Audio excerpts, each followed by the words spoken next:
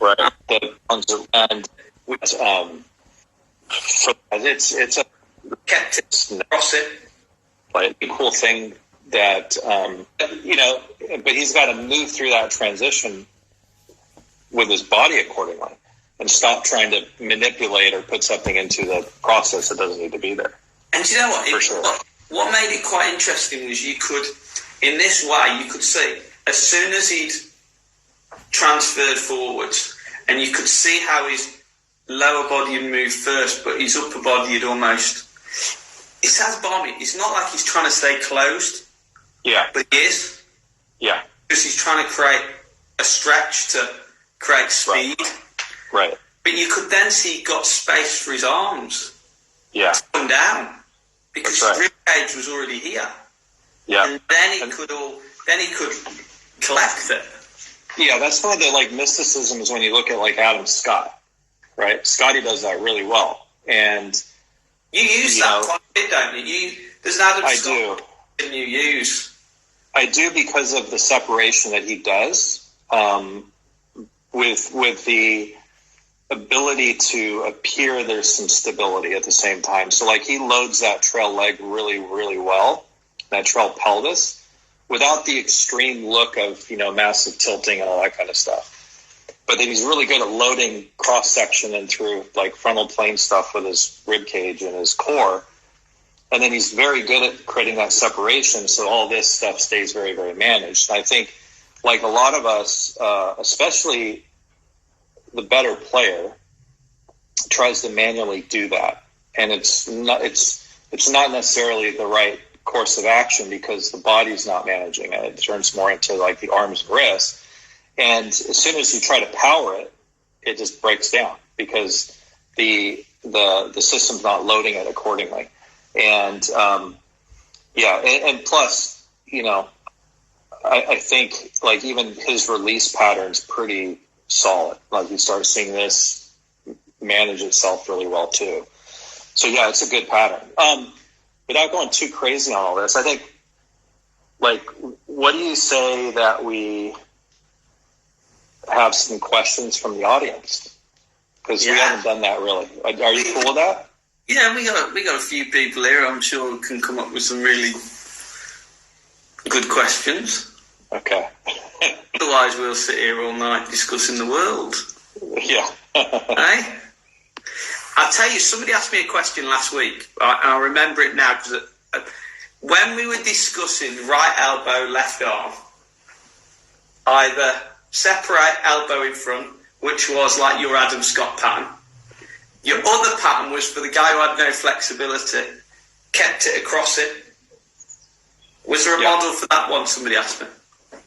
Yeah, so it could be either or. So we have to understand trail shoulder loading and what that really kind of does. So if you have an internally rotated trail shoulder, we'll keep it very, very simple here. So this trail shoulder is loading like this.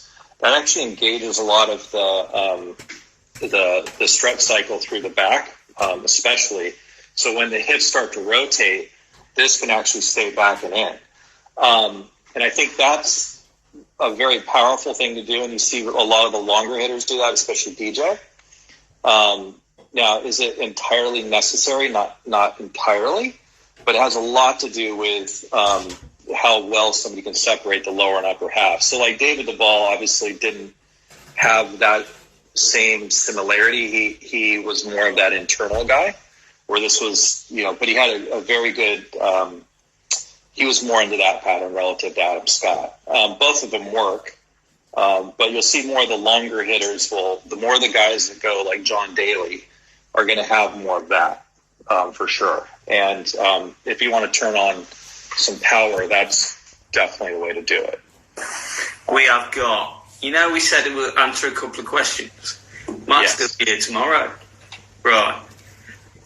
Good drill to keep from weight going to heel on start of backswing. You need to see that lower body. Yeah. That's almost like quads drill. Yeah. I would say, so you said the pressure goes to the heel too fast. Is that what you said? Yeah. Yeah. Yeah. So, and probably the hips are probably moving forward too fast on the backswing. And the pressure spike goes straight back to the heel too early.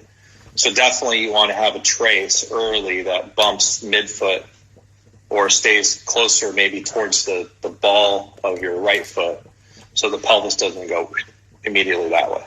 That'd be probably the best way to do that. Okay. There was one here about the difference between do you want to? Should we do this? The views on Max from the 80s, early 90s compared to now. Oh, let's go for it. Now, okay. Let me say before we do anything, if it goes off now, we always end up with this going off. Yes. Views on Max Spring in the 80s, early 90s compared to now. Yeah. So I would say from a big picture aspect, his swing is more CP down and across as of late. However, there's been some individuals who will go nameless that when TrackMan came out and he started getting numbers in there, that he started getting a lot of he started kind of going towards more of a Nicholas lead arm P5 wider to try to affect the angle of attack. But my assumption, and this is purely an assumption, is that, and knowing that he played a certain way, because I've played with him in tournaments before, that he had a CF cut with his driver, and he hit it very high in the air and very straight, slight fade. Didn't draw it too often, but pretty much, closed baseline, ball forward, slight side bend to the right, handle was rising, threw the ball, played a strong grip, so it rose and it actually deviated more that way. And obviously he went down and right early in his backswing, so his movement was down right, create pressure, and then raise the handle. Whereas now, and I think this is, we have to be kind of clear here because, and this is purely assumption, so I'm going off a lot of the swings that, quote unquote, are coming out of golf schools, right? So they're kind of shadowing swings and whatnot. So, he's probably trying to get it pretty close to a CP model because his opinion is that going from CP to CF is very easy. But that's my opinion on that. Be interesting to see whether he changed his pattern loading on the way back. Yeah, for sure. Because I would imagine he knows that. Yeah. If everybody in golf knows it, he will know it. You know what I mean? Yeah. So I would. You whether his body could still do it. Yeah. Maybe is one thing. In terms of he probably can't move to the same degree that he used to, although still going to be very impressive. You just wonder whether he'd introduce some slightly different dynamics, knowing what's coming out now. Yeah, for sure. You know what I mean? Yeah. I mean, I know he has spies on here, so. Yeah, because he turns us off every week. Yeah. Do you know what? Wouldn't it be ace if he actually went on one night and just spoke? It's just never going to happen, but it would be amazing, wouldn't it? Even David Orr earlier on, the guy's a genius. Yeah. For sure. There's so many coaches, the top end of the game, have all been influenced by him. Yeah, 100%. Yeah, there's no doubt about it. You know what I mean? More than anybody else you can think. It's just unbelievable. It's such a shame. The way. Well, I can't think of any right now that don't. I mean, even the Harmons do. I mean, Billy is a friend of mine, and Billy has quite a bit. I know. All of them. I mean, I don't know anybody who doesn't have, indirectly. Mm-hmm. I mean, so you look at even at Butch's studio, he has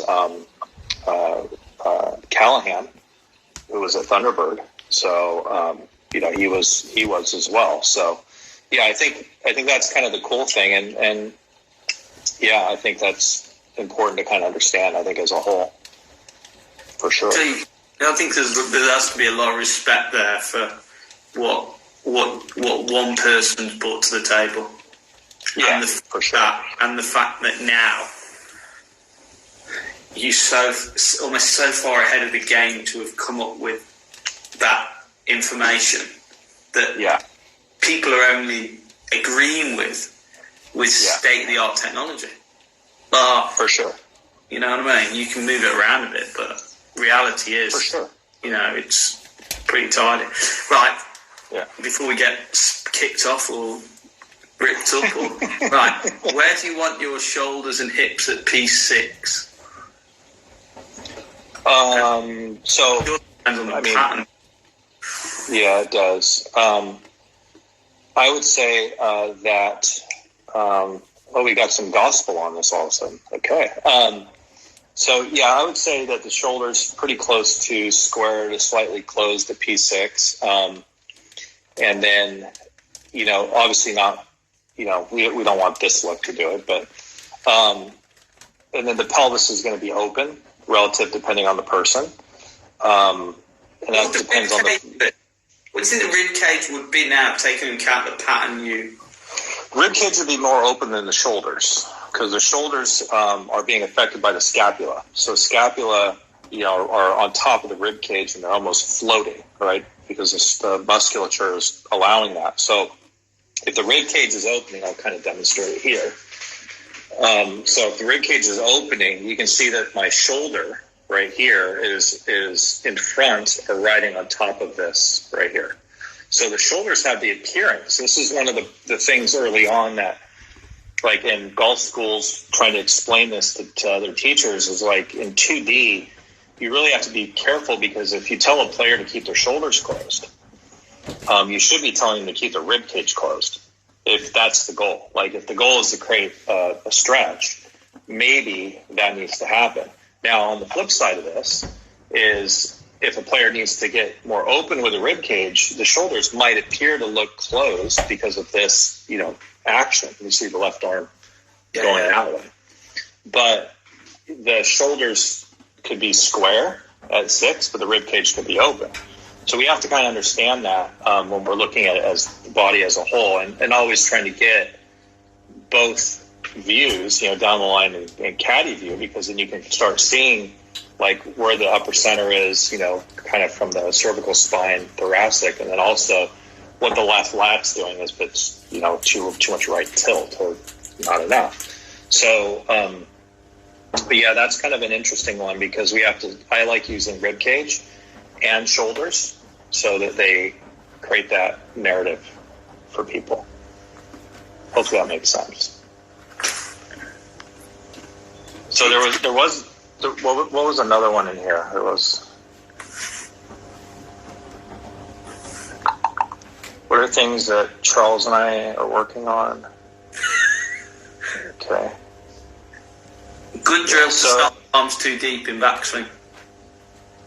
Yeah, so making sure, I would say, like, if your arms are getting too deep in the backswing, 2 checkpoints that are very important is that address where the arm location is relative to the rib cage that's set up. So is your left and right arm in the right location? If you're too connected, like you've got your arms kind of to the side of your body, not resting on top, then the hands tend to get in, and that changes trail shoulder, alignments, and you tend to pull it across.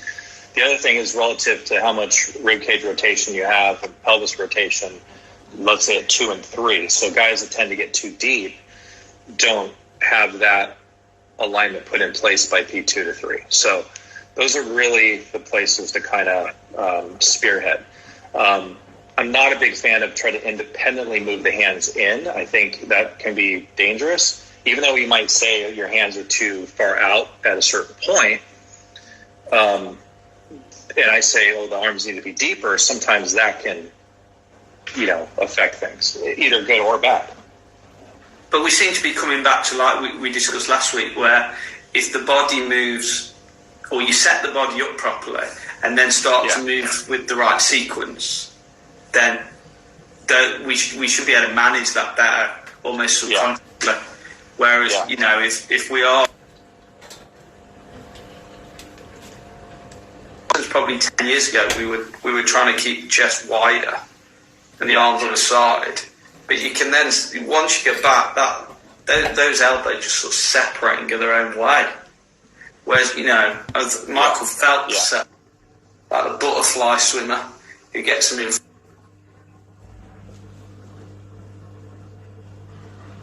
from it's just a little bit of pressure. Yeah. So they kind of paused there for a second. So there was one drill here.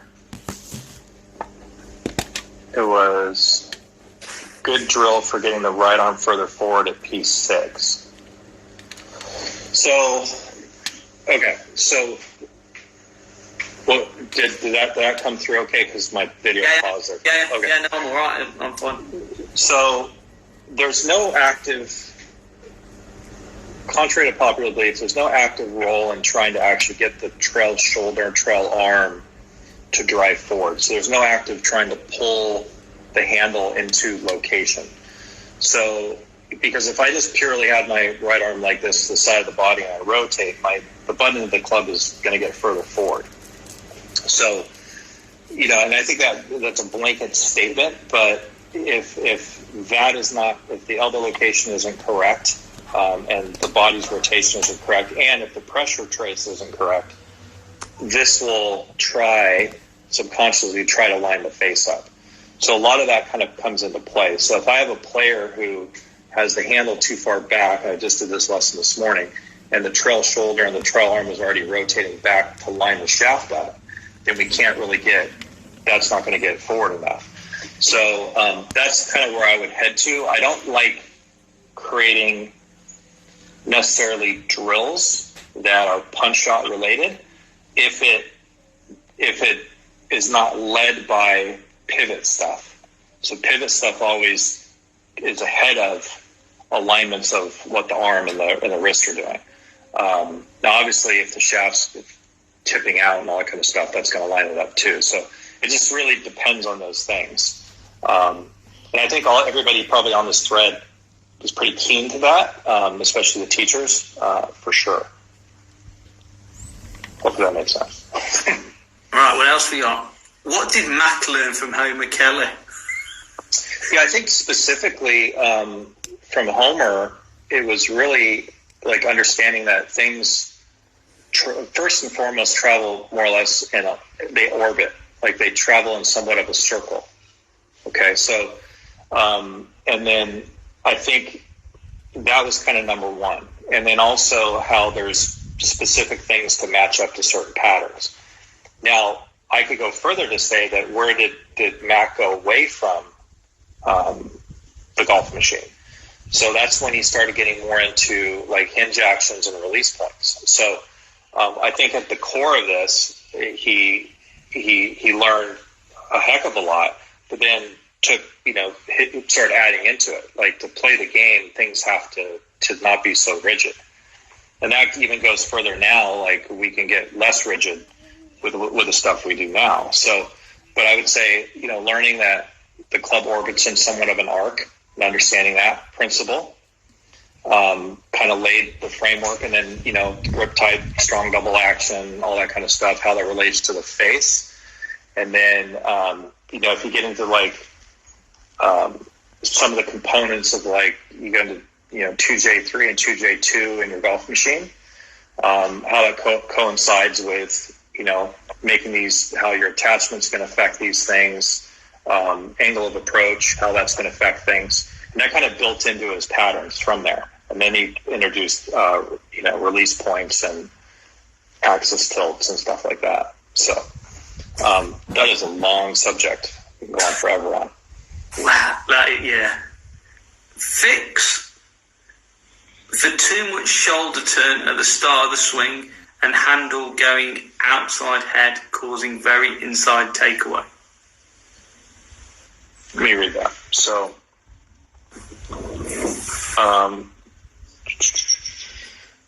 Takes too much shoulder turn at the start of the swing and handle going outside. Oh, yeah. So if a player's going like rotating too fast and the left arm goes like this. So that's kind of how I'm seeing it, and the club goes in. Okay, yeah. So I think, first off, what's happening is the player, if they rotate too quick, something on the ground is going that way, probably, or it's not moving at all. Those are generally, so there's independent motion going on.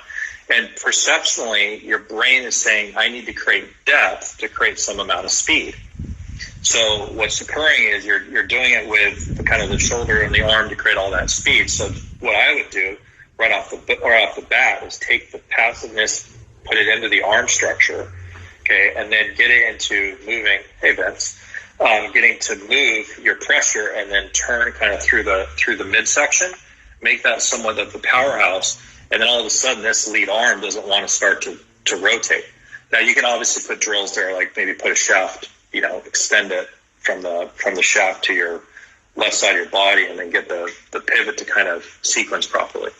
But I think that's pretty common with high handicap players, because it affects the face too. They start doing this, face starts to twist and rotate. Here's one. You'll be glad to know it's got Mac in it again. From a physiological standpoint, are some golfers more suited to the Mac model than others? Yeah, particular models, most definitely. Yeah, I would say guys that have a high speed tolerance can do more inline, and this is something that I discuss a lot with the teachers. It's like if you want to be more of a CP to inline player, then physically you need to be able to understand how to generate speed. And your body has to be able to understand how to generate speed. If you're not, you go as CF as you can within varying degrees. Like, we don't want to go crazy, but yeah, CF players, a guy who's not very mobile, and I think this is, if we go, and this is an interesting thing because this is where Andy and Mike really had a huge influence on the golfing community because, you look at most of the golfers, at least in the States, right? And a lot of them were slicers, this turning and a ton of flexion, coming down and all that kind of stuff. So really kind of getting the swing direction right and getting somebody to extend through the ball and understand ball position a little bit and get some depth to hit out. I mean, that's essentially a CF pattern with some, different variables. But that was one of the things that was spoken about. So, I think that's pretty important. So that's somebody who has a swing direction more to the right instead of way left. Do you think that suits more a certain type of player as well? Yeah, absolutely. You think as a younger player who's probably not quite strong, you'd suit almost the CF pattern to get the ball flighted up and move it. Yeah. And then if you got stronger, just mould it round a little bit. Yeah. Definitely. That last question about motion of a tennis player hitting a forehand is a good visual. Yes, absolutely. At what stage would you see side bend being added? You mean left side bend? So not immediately. So now that's kind of a representation also of mass movement. So if a player, shifts right just slightly, automatically that pressure is going to increase and that vector is going to start spiking. Ideally, in a perfect world, that'll start creating left bend.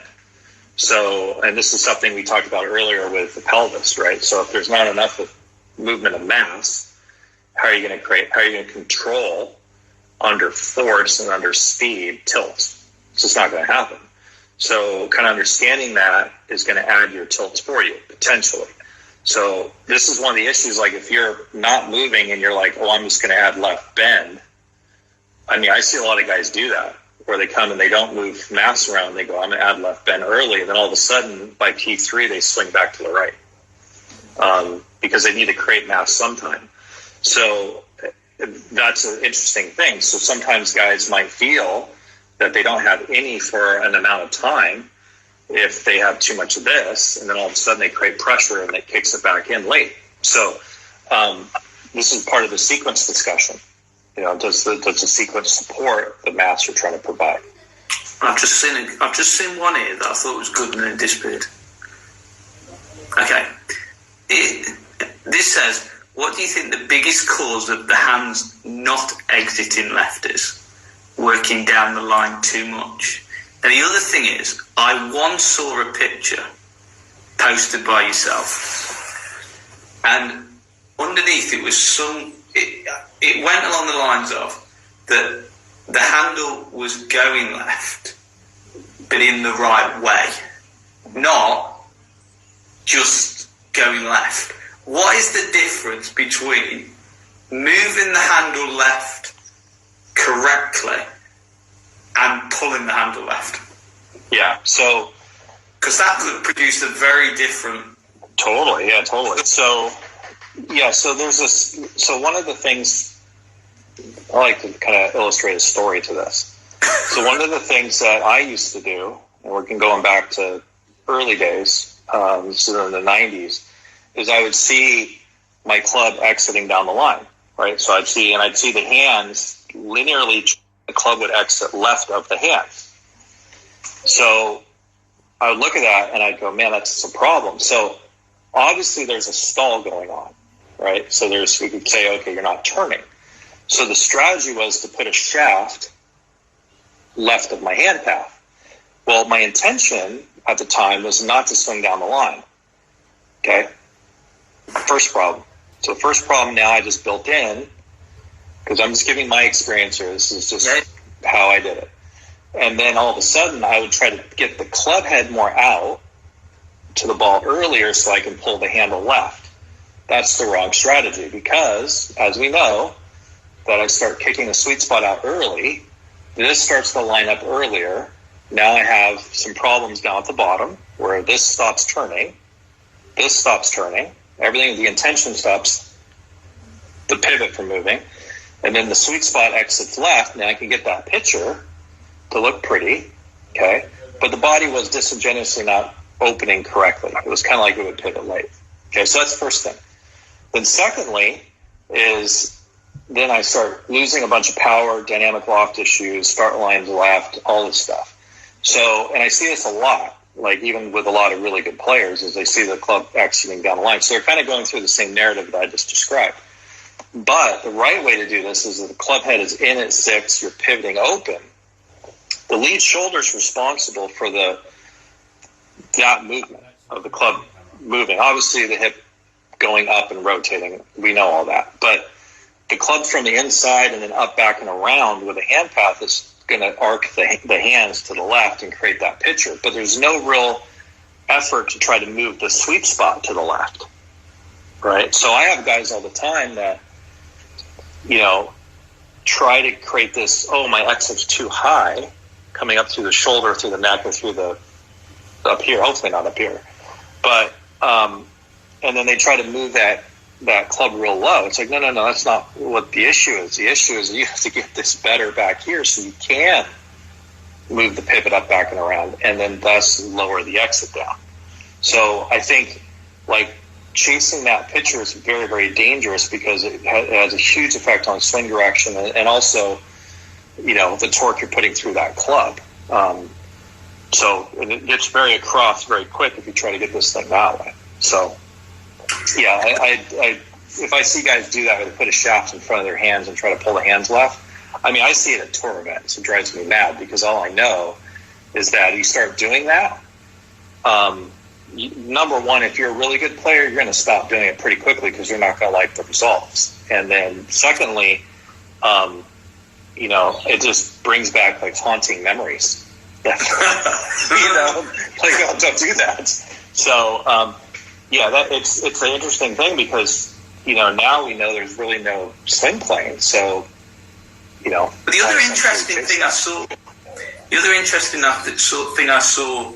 that was being measured three-dimensionally from above was not just the direction of the swing plane, but the direction of the hand plane as well.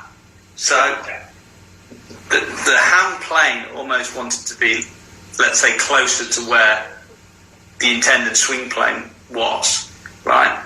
And the hand plane could still be in line, but with the handle going up and inwards.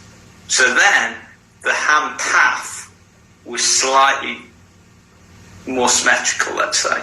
So you could see in a, to try and hit left, your handle could actually move in such a way that your whole hand path is going left with the swing going right.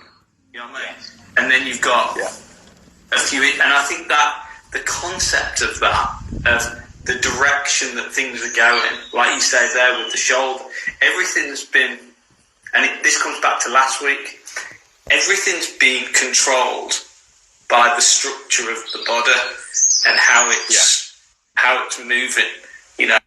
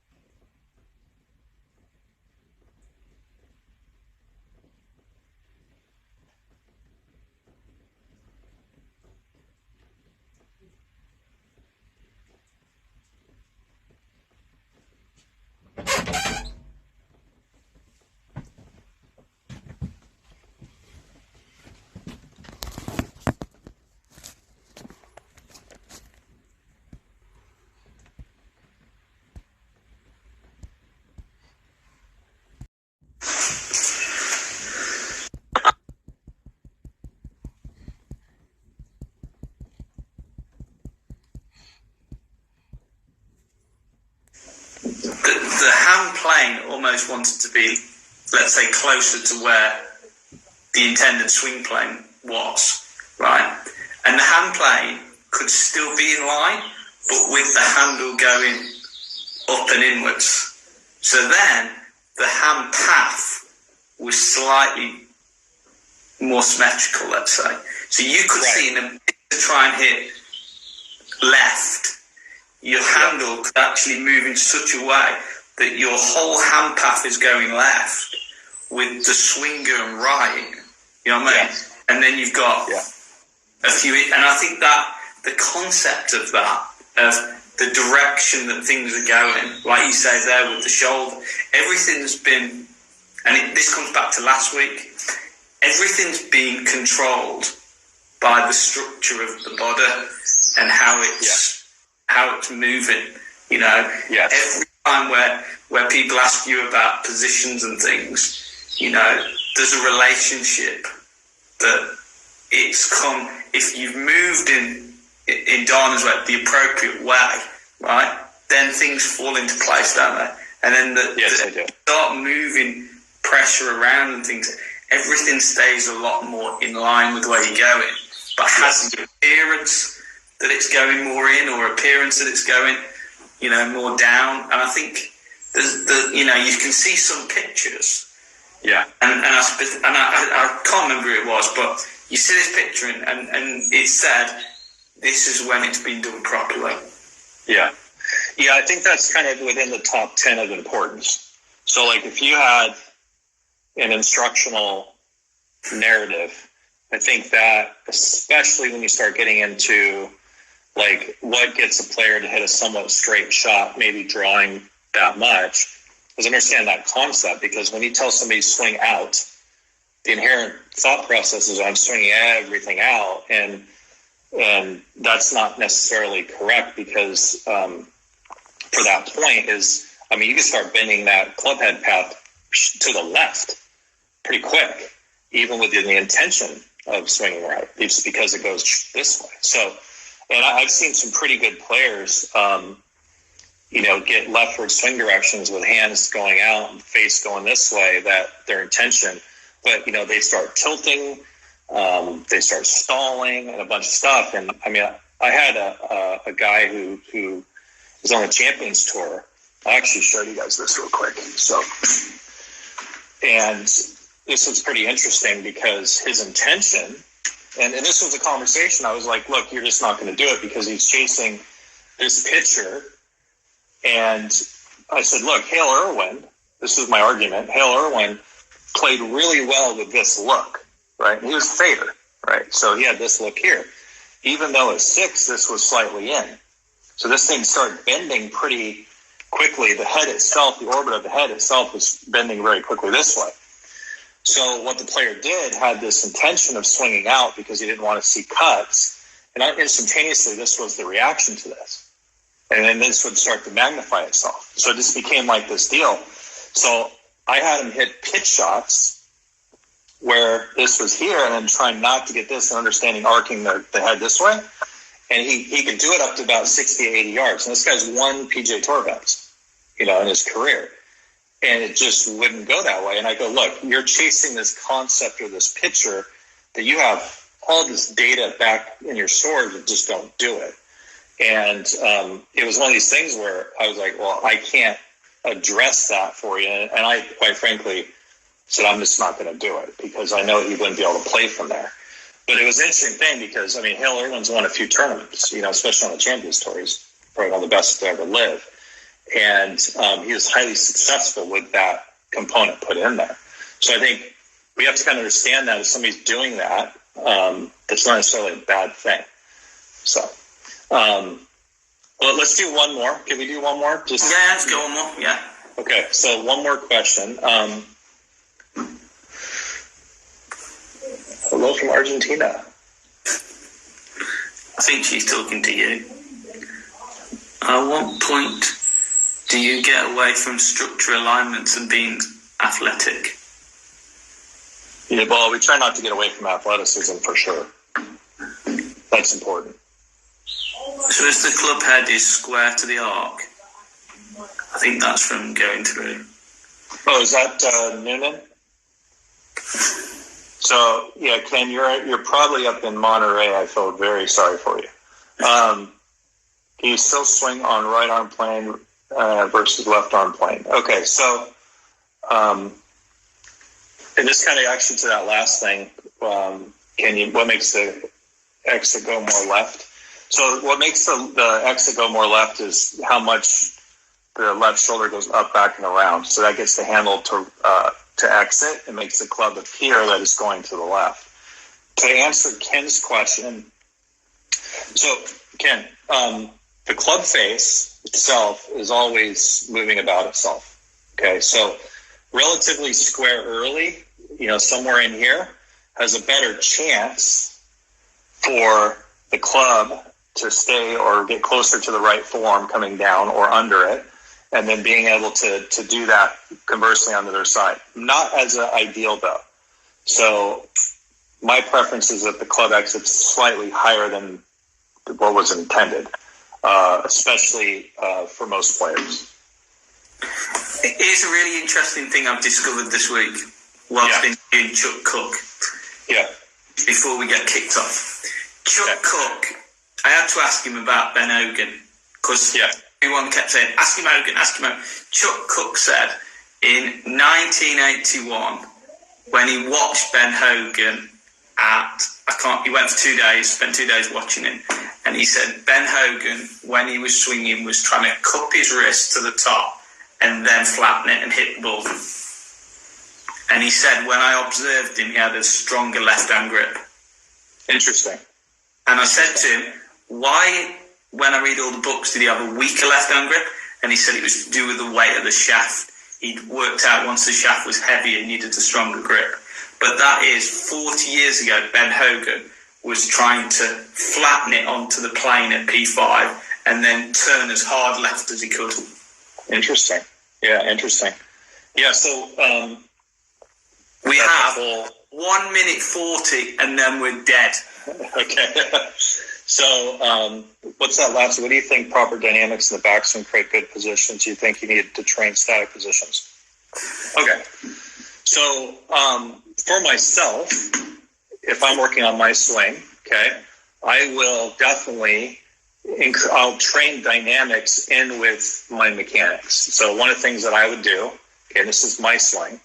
Okay, so my trigger when I move is actually opening in the legs, so everything kind of starts pointing 15 degrees to the left.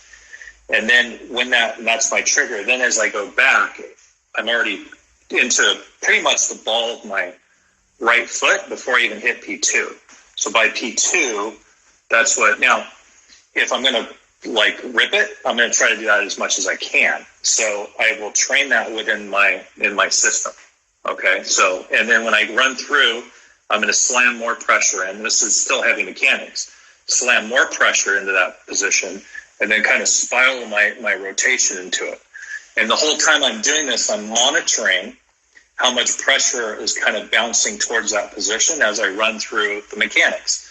So it's not so much like I'm independently using joints to load. We have 19 seconds. Okay. So I'm not independently. Yeah, go ahead. We'll probably get cut off in a minute. Dana, it's been amazing again tonight. Hopefully, Thank you, sir. If people want us to keep going and they send us lots of messages, we'll do another